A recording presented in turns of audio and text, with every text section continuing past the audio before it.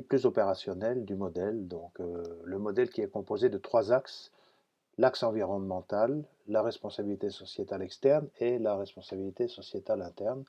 Il y a à peu près une vingtaine de rubriques et une centaine de sous-rubriques.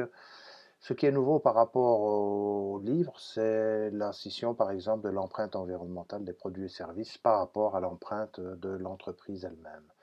Et nous travaillons aussi sur base du framework Resolve de l'économie circulaire. Comment arrive-t-on là? En fait, on arrive là à déterminer les rubriques et les sous-rubriques sur base d'une matrice de matérialité qui décrit l'importance des rubriques pour l'entreprise, mais aussi pour les parties prenantes. Non seulement l'importance, mais quelles sont-elles en fonction du métier dans lequel on se trouve. Sont rajoutés également dans cette matrice de matérialité tous les enjeux pour l'entreprise, ainsi que les priorités. Ce sont des enjeux impératifs, un peu moins importants ou plus importants. Donc nous avons dit qu'il y avait des rubriques, mais il y a aussi donc des sous-rubriques. Donc chaque rubrique contient toute une série de sous-rubriques, comme nous le verrons ici dans l'exemple, le bien-être au travail, qui comprend toute une série de paramètres qui sont très importants pour gérer le bien-être au travail.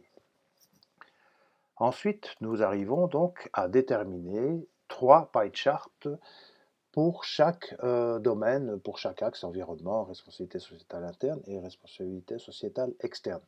Mais comment arrive-t-on là? En fait, on en arrive là sur base d'une grille d'analyse qui est focalisée sur les discours, les études, les actions et les résultats, avec pour chacun de ces axes, en fait, une matrice d'analyse de maturité qui prend en compte toute une série de paramètres.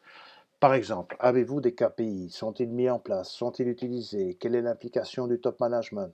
Comment contrôle-t-on en interne ce qui se passe réellement sur le terrain? Quel système d'amélioration continue est mis en place? Comment sont gérés ces aspects-là chez les sous-traitants?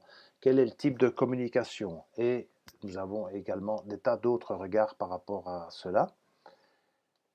Nous en faisons un outil de management. Qu'est-ce que ça veut dire? Ça veut dire qu'on peut, pour chacun des axes, déterminer ce qu'on a fait en, par exemple, 2014, ce qu'on a fait en 2015 et les objectifs fixés par le top management. Par exemple, certains disent: oui, regardez, pour papier et biodiversité, qui était un cas un peu plus simple dans une entreprise, il y a une faute dans votre graphique, en fait. Eh bien non, il n'y a pas de faute dans le graphique. Le management avait déterminé des objectifs et ces objectifs, en fait, ont tout simplement été dépassés.